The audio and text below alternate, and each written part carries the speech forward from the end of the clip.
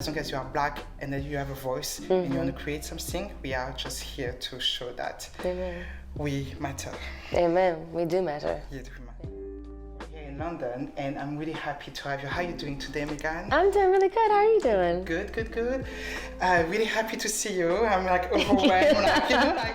Congrats on your new film that you just directed. Yeah. How was it? How did you feel to direct a movie? It's weird because, acting is my first love. It'll always be my first love.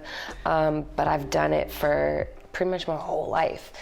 So I still love it and enjoy it, but there's something about it at this junction about just being behind the camera and it not being about you and being able to serve the project and serve the actors and do everything in your power to put the pieces together and make the best product possible.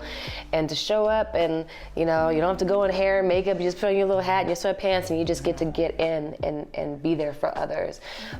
Something about that I just really, really love, and I just love the creation process of it. My first movie, I was pretty happy because my character was dealing with drug addiction, so I actually still didn't have to go to hair and makeup anyways. But yes, it's amazing. I love it. And was it hard to balance between acting and directing in the same movie? Because you are doing both at the same time. Yeah. So how was it? I co-directed. So me, Tamara Bass, who wrote the project, we co-directed it together. So when I was on camera, she was directing, even though I couldn't help myself but to direct too. And same with her, when she was on camera, I was directing, but she couldn't help herself but to direct as well. And then, when everyone else was on, we both were in there. Sometimes one would run in to give the note and the other one would be working on something else, and we just made it work, and it was really fun. But definitely I couldn't wait to just be done with my scenes because I was like, okay, I just want to get back to directing and focus on, I was like, oh man, I gotta work today. But yeah, I think that I'll do a lot more of it. I do love kind of being on both sides. I don't know. We'll see what God has in store. And did it help you, because I think Tamara is your best friend? Yeah, well, she's one of my best friends. Yes, and was it helpful to have her around you? Do you think it would have been different if you had been on your own directing? For sure. I think this first, I've directed other things, but never a feature-length film. And so I think the unique thing about coming into the situation is that you are with someone that you love, someone that you trust, someone that wants the best for the project, someone who shares vision with you that's very similar, but also has their own point of view, which adds something extra to it. And then also you have that safety, it's like you go in, it's like you have someone you're standing side by side with, and between the two of you, no matter what, you guys will figure it out. My first day where I was directing by myself, it was a big pool scene. It was her first day on camera. And I was just like, oh my God, I have no idea how I'm gonna figure out how to get them from here to there, blah, blah, blah. And I just remember being so nervous, and I was like, I don't want anyone to know I'm nervous. I don't know anyone, I'm like, so yeah, we're getting ready to do this scene, it's gonna be great. But like inside I wanted to throw up.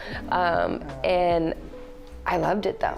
Like once I just started putting it together, I was like, okay, I got it. I know what I'm doing. Here we go. And it all just kind of came to me, and so I just love it, yeah.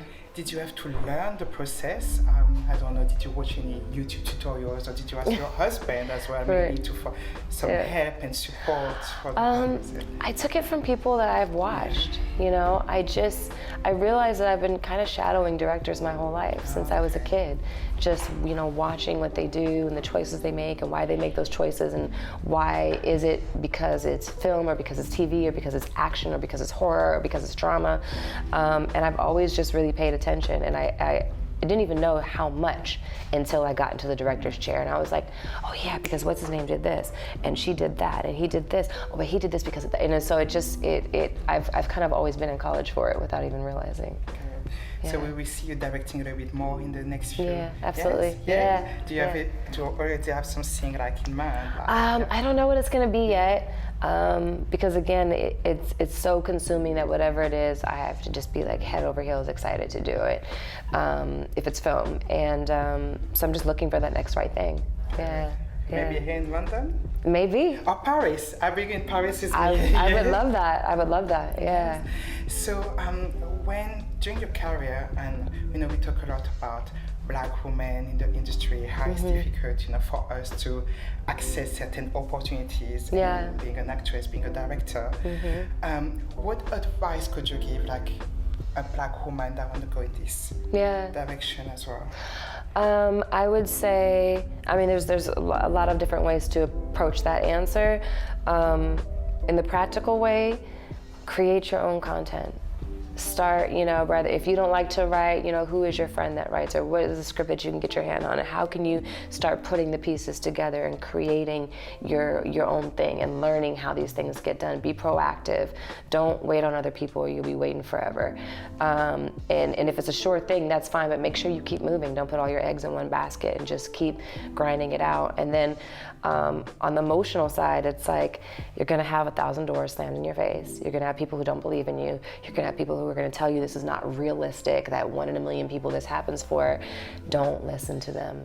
If this is the vision that God has put in your heart, if you believe it and you trust it, then just don't ever give up. And it's not always about the destination, whatever that destination is. It's about the journey. So you're in the journey regardless, so enjoy it and be present.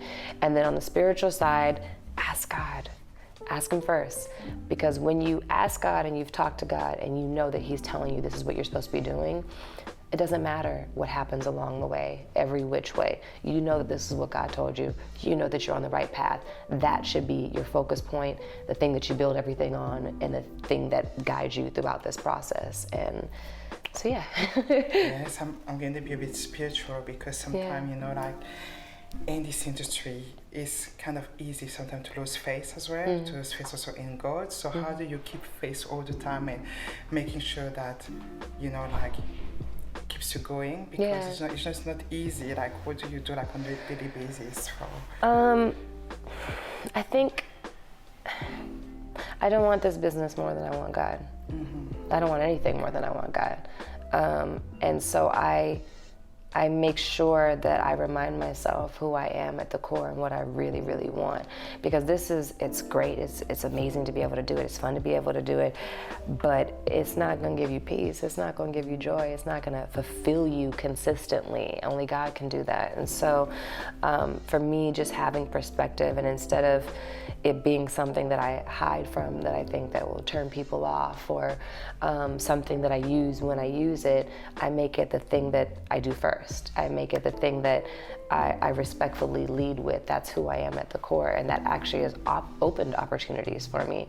And I think that God honors that honesty, and I think that he honors us seeking him first. And what I really believe in life, in career, in love, in everything, the Bible says, seek ye the kingdom of God first. Everything else will be added to you. So when I seek him first, everything else comes full circle. And so, it's not always easy to have faith. There's a lot of disappointments and frustrations. But I think that faith is what gives you the tools to get through it, and it allow you to be better instead of bitter, and help you grow.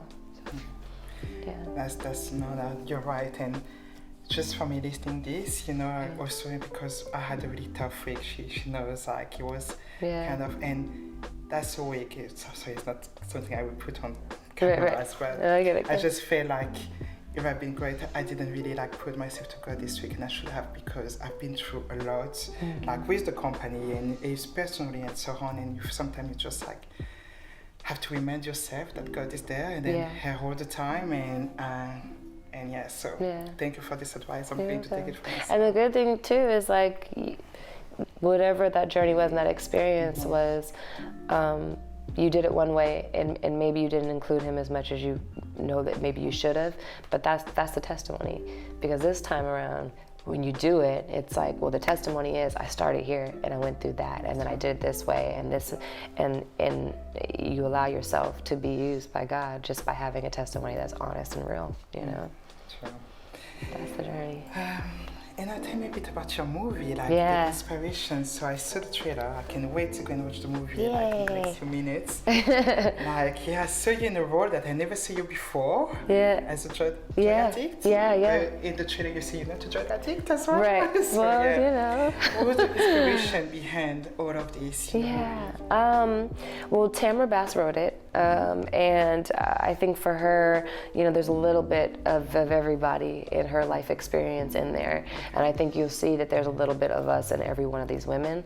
And for me, I was actually originally playing a different character, and in the 11th hour I switched my role and said, hey, I really would like to play this character. And she was like, that's funny because that's the one I wanted you to play the whole time anyways. And for me it was a really different character because I haven't played that yet, and I haven't really played a mother yet. And so that was the first, I think the only time I ever had a kid in anything was in Waist Deep, for like 2 seconds. But it just, for me, it was like, here's a callback to the type of movies that I used to watch when I was a teenager, and the type of images that let me know that I'm a real, whole, fully formed human being trying to figure out this life experience, and I'm seeing someone that looks like me, that's experiencing things uniquely through my lens as well. And so I wanted to see that for this generation, and I wanted to talk about things like drug addiction, infertility, divorce, being pregnant when maybe you don't really want to be, or whatever it may be, just having these real conversations that women deal with all the time, and for some reason it's taboo to talk about these human experiences. And so we wanted to showcase that, and then just showcase sisterhood and self-love, and knowing that we're worthy. Good.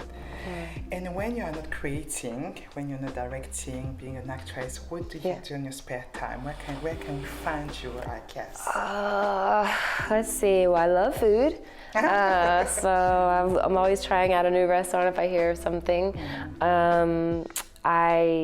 I like to be at home, honestly. I used to like to be out all the time.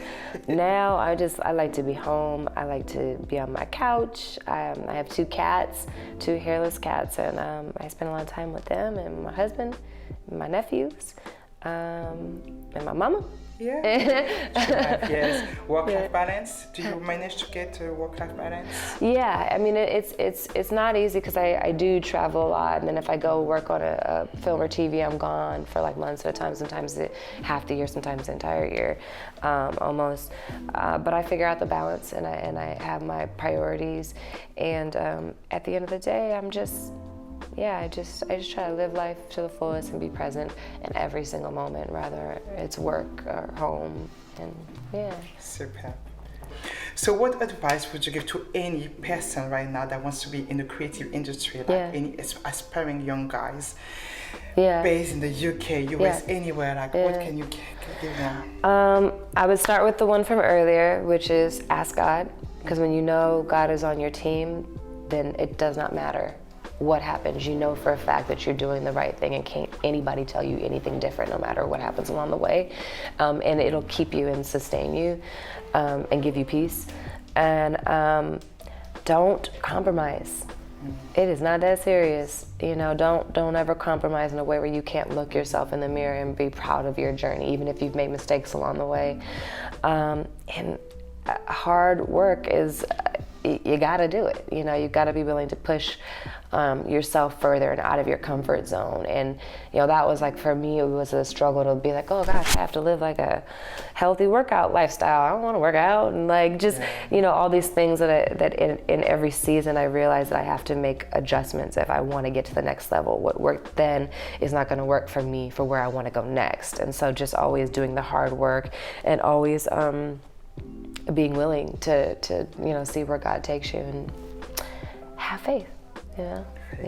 That's the word. That is the word. Thank you so much. You're very welcome. I'm excited to go and watch the movie now. Yay. I've been like, oh, good. Yeah, fine. Thank you so much. Thank you. Yeah.